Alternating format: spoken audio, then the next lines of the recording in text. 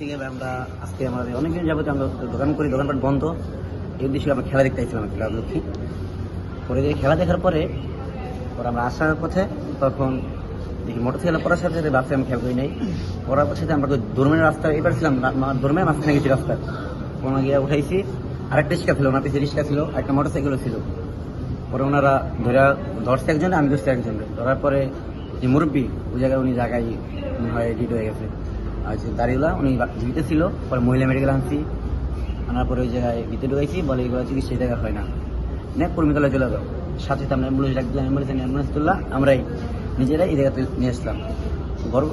দুর্ঘটনা ওই জায়গায় পুলিশ ছিল, পুলিশ আসছে, আইসা ভালো মন্দ কিছু বলেন এই জায়গায়। দেখে ওনারা দু এক মিনিট দাঁড়ায় কোনো একটা বলেন এটা মেডিকেল নাও বা একটা কিছু করো, না কিছু বলেন। ওনার জায়গায় চলে গেছে। যে জীবিত ছিল উনি কিছু বলতে পারেন না। অনেকবার বলছি ভাই আপনি গার্জিয়ান নাম্বার জন্য বলতে পারেন। মহিলা মেডিকেল নেওয়ার পরে বলছি ফোনটা বাইর করছি পকেট থেকে, আমি নিজেই বাইর করছি ওনার ফোনটা। ভাই আপনি পাসওয়ার্ডটা দেন, আমরা আপনার ফ্যামিলি যোগাযোগ দিতে পারবো না। পরে বলছে 12 এই কথাটা বলছে, মানে 12 লক।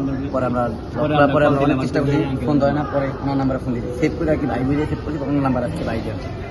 পরে ওনার ফোন দিয়ে বললাম আপনার কর্মীতলা আসেন, আমরা সরাসরি কর্মীতলা আসলাম।